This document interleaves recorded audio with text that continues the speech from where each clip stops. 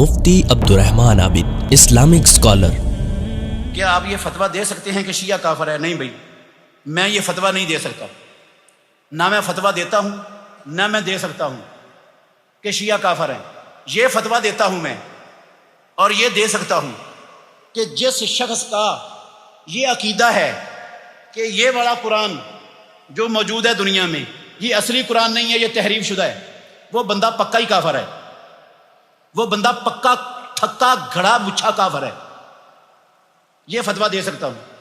جس بندے کا یہ عقیدہ ہے کہ محمد الرسول اللہ صلی اللہ علیہ وسلم کے بعد آپ کے صحابہ مرتد ہو گئے تھے، کافر ہو گئے تھے سوائے 3 لوگوں کے، یہ بندہ پکا ہی کافر ہے، اس کے کفر میں کوئی شک شبہ نہیں ہے۔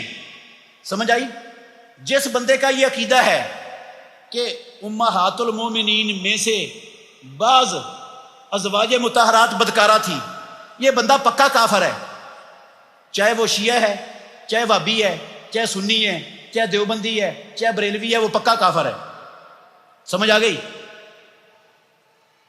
اور جس کا یہ عقیدہ ہے کہ امام نبیوں سے بھی افضل ہیں، وہ کافر ہے، مسلمان نہیں ہے، چاہے وہ شیعہ ہے، چاہے اہل حدیث ہے، چاہے دیوبندی ہے، چاہے بریلوی ہے۔ یہ فتویٰ اللہ کے فضل سے دے سکتا ہوں۔ باقی مجھے یہ نہیں پتا کہ شیعہ کافر ہے یا نہیں۔ یہ پتہ ہے جو اس قرآن کو اصلی قرآن نہیں مانتا وہ کافر ہے۔ یہ پتہ ہے مجھے کہ جو صحابہ کو کافر کہتا ہے وہ کافر ہے۔ یہ پتہ ہے جو امہات المومنین کو بدکار کہتا ہے وہ کافر ہے۔ یہ پتہ ہے جو اماموں کو نبیوں سے افضل سمجھتا ہے وہ کافر ہے۔